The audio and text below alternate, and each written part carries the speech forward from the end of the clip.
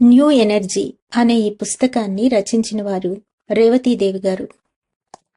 ఈ భాగంలో 9వ అధ్యాయమైన మనమే సృష్టికర్తలంలోని వెడల్పాటి కుంచగీతతో సృష్టించాలి గురించి తెలుసుకుందాం.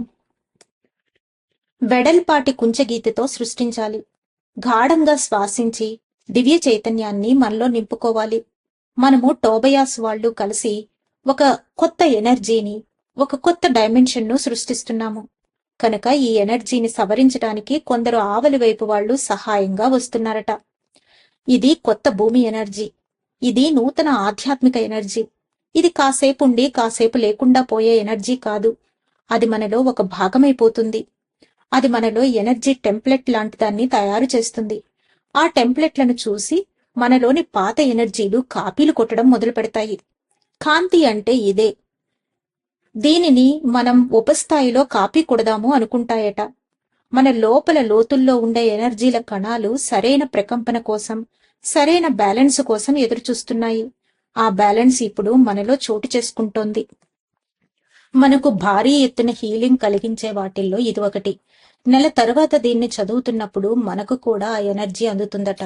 మనల్ని మనం సంపూర్ణంగా చూసుకోలేకపోతున్నాం కాబట్టే ఉదయం నిద్ర లేచేసరికి మనం చాలా చిన్నవాళ్లమని, ఎటువంటి ప్రాధాన్యత లేని వాళ్లమని, ఒంటరి వాళ్లమని ఫీల్ అయ్యే వాళ్ళు మనలో కొందరు ఉన్నారు. మనం ఏం చేస్తున్నామో, మనం అసలు ఎవరమో అర్థం చేసుకోవటం మొదలు పెట్టని వాళ్లం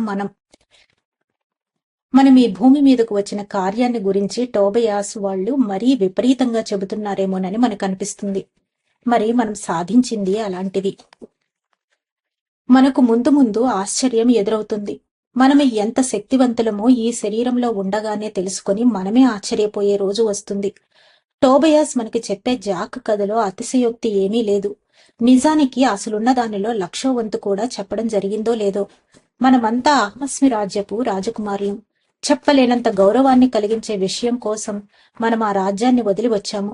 భూమి అనే ఈ చిన్న ప్రదేశానికి వచ్చాము. మనము కేవలం మానవులమని, 80 లేదా 90 సంవత్సరాలు మాత్రమే జీవిస్తామని, బతకాలన్నా, సరి అయిన పని చెయ్యాలన్నా ఎంతో పోరాడాలని అనుకుంటున్నాము. మనం నిజంగా ఎవరమో మరిచిపోయాము. మనలో ఈ అవగాహన జాగృతం చెయ్యాలన్నదే క్రిమ్సన్ సర్కిల్ వారి ఉద్దేశం. దానికి మన బుద్ధితో పని జరగదు, మన మనసుతో జరుగుతుంది. మనం ఏకచక్రులం కావాలి. ఆ దివ్య బీజం మన లోపల ఉన్నది. బుద్ధి నుంచి కాసేపు బయటకి వద్దాం. అంతరిక్ష ఇంజనీర్లు, టెక్నికల్ ఎనర్జీ. ఇవాల్టి మీటింగుకు వచ్చిన ఆవలి వైపు వారు టెక్నికల్ ఎనర్జీని పట్టుకొచ్చారు.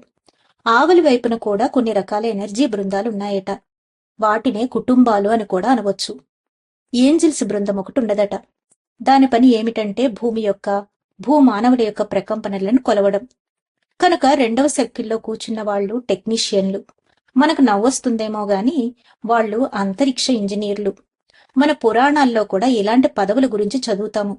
మయుడు ఇంజనీరు, అశ్విని దేవతలు డాక్టర్లు. వాళ్ళు ఒక పని మీద వచ్చారిక్కడికి. మన దగ్గర కాసేపు గడపాలని, మనల్ని చూసి చిరునవ్వులు చిందించాలని వచ్చారు. అంతేకాదు, మనం చేసిన పని ఎంత దిట్టమైనదో, దాని ప్రభావము సమస్త సృష్టి మీద ఎలా పడుతుందో చూసే పని వాళ్లదే. వాళ్ళు భూచైతన్య ప్రకంపనలను, మానవాళి ప్రకంపనలను కొలుచుకుంటూనే ఉంటారు. ఈ పరిశోధనలో భాగంగానే వాళ్ళొచ్చారిక్కడికి. తమలోని దివ్యత్వాన్ని సమైక్యపరుచుకోవాలన్న సంకల్పంతో తీవ్రమైన మార్పులకు గురి అవుతున్న బృందం మనలో కనిపిస్తుంది వాళ్ళకిప్పుడు. అసెండ్ అవుతున్న ఈ బృందంలోని మన ప్రకంపనలు చాలా మంది ఇతర మానవుల ప్రకంపనల కన్నా వేరుగా ఉన్నాయి. కనుకనే ఆ ఇంజనీర్ల బృందం వచ్చింది. మనం సేవలో, అంటే సృష్టి సేవలో లేదా పరమాత్మ సేవలో అంకితమైపోయి ఉన్నాము. ఎన్నెన్నో జన్మల పాటు ఆత్మపరంగా, మానవ పరంగా ఆధ్యాత్మిక కోణాలను అధ్యయనం చేశాము. జన్మల మధ్య కాలంలో అసెన్షన్ ప్రాసెస్ అంటే ఆత్మోన్నత ప్రక్రియను అధ్యయనం చేస్తూ ఆవల వైపు బడిలోనూ, బతికుండగా మానవ జన్మలో భూమి అనే బడిలోనూ గడిపాము. దిగువ హాస్టల్ తలాలు భూమి మీద ఉన్నాయి. 3వ పరిధి ప్రభావంలో ఉన్నాయి. ఆ పై తలాలు 3వ పరిధి గ్రిడ్ల ప్రభావాన్ని దాటిపోతున్నాయన్నమాట. ఆ తలాలలో ఆవలి వైపు వాళ్లతో మనము సమాలోచనలు జరపగలిగిన స్థితిలో ఉంటున్నామన్నమాట. అలా గడిపి తెలుసుకున్న విషయాలను ఆచరణలో పెట్టేస్తున్నాం నిత్య జీవితంలో.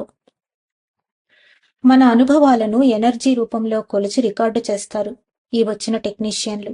అందుకోసం అవసరమైన పరికరాలతో వాళ్ళు మన పక్కన నిలబడి ఉన్నారు. వాళ్లకు మన మీద కుతూహలం ఉన్నది. కానీ వాళ్ళు మన ఎనర్జీలో జోక్యం కల్పించుకోరు. దూరంగానే ఉంటారు మనకు. వాళ్ళు ఈ మధ్య చాలా బిజీగా ఉన్నారట. మనతోనే కాదు, భూమితోనూ, మిగిలిన మానవులతో కూడా గబగబా కొలతలు తీసుకోవలసి వస్తోంది. ఈ కొలతలు శరవేగంతో మారిపోతున్నాయి. ఈ ప్రకంపనలు ఒక్కొక్కసారి పైకి పోతున్నాయి, ఒక్కొక్కసారి కిందకు పోతున్నాయి. వీటితో పాటు ఆవలి వైపు వాళ్ళు మన స్టాక్ మార్కెట్ను కూడా గమనిస్తుంటారట. ఎందుకంటే మానవ చైతన్యంలో కొన్ని కోణాలను చాలా చక్కగా సూచిస్తుందట అది. ప్రకంపనలు విపరీతంగా మారిపోతున్నాయి. నెమ్మదిగా తిరగటం మొదలుపెట్టిన చక్రం అంతకంతకి వేగం పుంజుకుంటుంటే ఎలా ఆ చక్రం అంచుల లోపలున్న డిజైన్ మారిపోతుందో అలా క్షణక్షణానికి మారిపోతున్నట్లున్నాయట మనకు ప్రకంపనలు. ఒక్కొక్కసారి చక్రం ముందుకు తిరుగుతున్నా ఒక నిర్దిష్ట వేగాన్ని చేరుకున్నప్పుడు అది వెనక్కి తిరుగుతుందేమోనన్న భ్రమ కలిగేలాగా దాని లోపల డిజైన్ కదలికలు మనకు కనిపిస్తాయి. తిరిగే వేగంలో తేడా వస్తుంది కాబట్టి లోపల డిజైన్ స్థిరంగా ఒకేలా కనపడదు. ఈ కొలతలు తీసుకుని రికార్డు చేసేవాళ్లు ముఖ్యంగా శాంబ్రాల పట్ల ఆసక్తిగా ఉన్నారు. మన ఎనర్జీతో మనము ఒక కొత్త మార్గాన్ని వేస్తున్నాము. అందుకే వాళ్ళు చాలా దగ్గరగా గమనిస్తున్నారు. ప్రకంపనలలో మార్పులు వేగంగా ఉండటం వల్ల భూమి మీద ఏర్పడే మార్పులు, మన లోపల మార్పులు కనిపిస్తాయి మనకు. భూమి మీద టెక్నాలజీ పెద్ద అంగ వేసి ముందుకు సాగుతోంది. అలాగే మన జ్ఞానంలో కూడా అలా లాంగ్ జంప్ లాగా ఒక్కొక్కసారి పెద్ద అంగతో పైకి ఎదుగుతాము. పెనుమార్పుల మధ్యలో ఉన్నామిప్పుడు మనము. సేవ చేయాలన్న కోరిక మనలో కాంతిలాగా మెరుస్తుంది. మన కోరిక డబ్బు గురించి కాదు, ఆరోగ్యం గురించి కాదు, అధికారం గురించి కాదు. నేను ఏ విధంగా సేవ చేసేది స్పిరిట్, మానవ జాతికి నేనెలా సహాయం చేసేది, నీ కోరిక నెరవేరేలా నేనెలా ఉండేది అని మనం తరచూ అడుగుతున్నామట. ఆత్మోన్నతి పొందుతున్న మనలో స్వార్థం లేదు. మన కోసం మనమేమీ అడగడం లేదు. స్పిరిట్కి మనం ఏం సేవ చేయగలము అనే అడుగుతున్నాము. అదే ఆవలి వైపు వాళ్లకు అమితాశ్చర్యాన్ని కలిగించేది. నేనే గనక మీ స్థానంలో ఉంటే డబ్బు అడిగేవాణ్ణి అంటూ నవ్వుతాడు టోబయాస్. మనమేమో ఈ పూట ఎలా సేవ చేయాలి అని అడుగుతున్నాము. మనిషి ఈ దశకొచ్చాడంటే ఆ మనిషిలో నిజంగా జ్ఞానం ఏర్పడినట్లే, మనము సరి అయిన మార్గంలో ఉన్నట్లే. ఈ దశకు వచ్చాక పతనమైపోతామని భయపడాల్సిన అవసరం లేదు. తిరోగమిస్తామని భయపడాల్సిన అవసరం లేదు. పాత పద్ధతుల్లోకి తిరిగి వెళ్ళము. ప్రేమ ప్రకంపన, సేవా ప్రకంపన చాలా బలంగా ఉన్నాయి మనలో. మనం భూమి మీదకొచ్చిన పని నెరవేరింది. అందుకే కొలతలు తీసుకుంటున్నారు అంతరిక్ష ఇంజనీర్ల బృందం. మన గత జన్మలనెన్నింటినో మనము హీల్ చేసేసుకుంటున్నాము. వాటిని రిలీజ్ చేసేస్తున్నాము కూడా. భూదేవి కూడా తనలో దాచిన ఎనర్జీలను రిలీజ్ చేసేస్తోంది.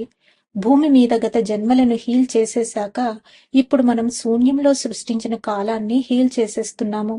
అగ్ని కూడా దాటి వచ్చాక భూమి మీదకి రావడానికి మధ్యనున్న కాలాన్ని, అంటే ఆవలి వైపున మనం ఉండిన కాలాన్ని హీల్ చేసేస్తున్నాము. విశ్వమంతటా తిరుగుతూ పదార్థాన్ని అనుభవించటం మొదలుపెట్టిన కాలాన్ని హీల్ చేస్తున్నాము. కాలానికి, దూరానికి అతీతంగా ప్రయాణం చేస్తుండినప్పటి కాలాన్ని హీల్ చేస్తున్నాము. అంటే భూమి పుట్టుక ముందు మనము అంతరిక్షంలో ఉండి ఏమేమి కర్మలు కూడబెట్టుకున్నామో అదంతా ఇప్పుడు ప్రక్షాళన చేసేస్తున్నామన్నమాట. గ్రహాంతరవాసులు మన గత కోణాలు. మనం ఇప్పుడు ఎవరినైతే గ్రహాంతరవాసులు అంటున్నామో అవి మనం శూన్యంలో సృష్టిస్తున్నప్పటి మన గత కోణాలు మాత్రమే. అంటే గతంలో మనం ఏ అజ్ఞాన దశలో విశ్వంలో తిరుగుతూ ద్వంద్వత్వాన్ని అనుసరిస్తూ ఉండినామో ఆ దశలో ఉన్నారు ఆ గ్రహాంతరవాసులు. కనుకనే వాళ్లను మన గత కోణాలుగా వర్ణిస్తాడు టోబయాస్. ఆకాశంలో మనకు కనబడే నక్షత్రాలలో ఎక్కువగా ఏమీ లేదట. మనకు తలెత్తితే కనబడుతున్నది భౌతిక విశ్వపు పరిమితి మాత్రమేనట. మన ఇంట్లో ఒక గదిలో మనం నిలబడితే మనకు ఆ గదే కనబడుతోంది తప్ప మిగిలిన గదులు కనబడవు. ఎందుకంటే ఆ క్షణంలో మనము ఒక గదిలో ఉన్నాము. మిగిలిన గదుల్లో పనులేవో జరుగుతుంటాయి, కానీ వాటి ఎరుక మనకుండదు. ఆ పనులు మనకు కనబడవు, వినబడవు. మనం విశ్వాన్ని చూసే విషయంలో ఇదే జరుగుతోంది. ఎన్నో గదుల్లా ఎన్నో డైమెన్షన్లు ఉన్నాయట. తలెత్తితే కనబడే నక్షత్రాల్లో పెద్దగా ఏమీ లేదట. జీవజాతిగా చెప్పుకోవటానికి ఎక్కువగా ఏమీ లేదట. ఎనర్జీ మాత్రం ఎక్కువగా ఉందట. మనం ఇప్పుడున్న స్థితి నుంచి చూడలేనివి, వినలేనివి ఎన్నో డైమెన్షన్లున్నాయి విశ్వంలో. మనలో కొందరు ఆ ఇతర డైమెన్షన్లను గుర్తించడం మొదలు పెడుతున్నారు. ఒకే విశ్వంలో ఉన్న ఈ డైమెన్షన్లన్నీ ఒకే చూరు కింద విడివిడిగా ఉన్న గదుల్లాంటివి. అప్పుడప్పుడు అసాధారణమైన ఎనర్జీలో ఉన్నప్పుడు మనం వేరే గదిలోకి చూడడం తటస్థిస్తుంది. లేదా వేరే గది నుంచి అనుకోకుండా మనమున్న గదిలోకి అంటే డైమెన్షన్లోకి అక్కడ వాళ్ళు రావడం జరుగుతుంది. ఆ వ్యక్తి గ్రహాంతరవాసిగా మనకు కనబడతాడు గాని నిజానికి ఆ వ్యక్తి గతంలోని మనమే. హీలింగ్ పని ఎంతో జరుగుతుంది ఇప్పుడు. కాబట్టి మన గతానికి మనము సమాంతరంగా వచ్చి ఉన్నాము. మనమున్నది ఒక గదిలో అయినా ఇతర గదులను కూడా హీల్ చేస్తున్నాము. మనకంటే తెలివిగలవాళ్ళు, మనకంటే గొప్పవాళ్ళు గ్రహాంతరవాసుల్లో ఉన్నారా అని అడిగితే లేరంటారు టోబయాస్. ఆ గ్రహాంతరవాసులు మన గత కోణాలేనట.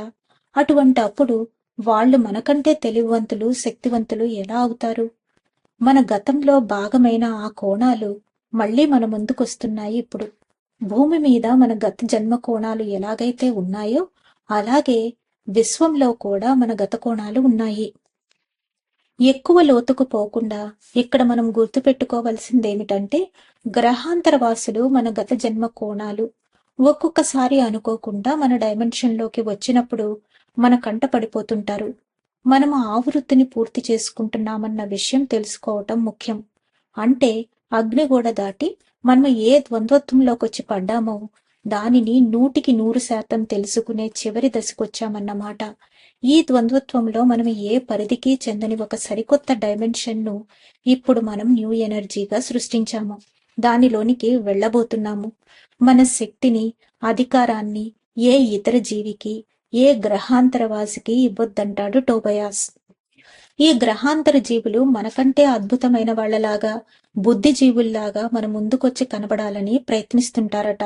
వాళ్లే మన తల్లిదండ్రులైనట్లుగా, వాళ్ల నుంచే మన జీవితానికి బీజం ఏర్పడిందని చెప్పాలని చూస్తారు. అందులో కొంత నిజం లేకపోలేదు. కానీ వాళ్లే చాలా అద్భుతమైన జీవులని, జ్ఞానమంతా వాళ్ల చేతుల్లోనే ఉన్నదని అనుకోవద్దు అంటాడు టోబయాస్. మనం ఇతరుల గురించి గొప్పగా అనుకుంటూ మన గురించి తక్కువగా అనుకున్నప్పుడు మన నుండి ఎనర్జీ వాళ్లకు వెళుతుంది. అలా పంపొద్దంటాడు. కొన్ని దశల్లో కొన్ని రకాల వాస్తవాలను గురించి తెలుసుకోకుండా ఉండడం, పట్టించుకోకుండా ఉండడం మంచిది. ఎనర్జీ దొంగలు. మనము ఆవృత్తి పూర్తి చేసుకుంటున్న దశలో ఉన్నాము. ఈ సమయంలో మన గతంలో నుంచి కోణాలు వచ్చి మన ముందు నిలబడి మనల్ని మోసం చేయాలని ప్రయత్నిస్తారు.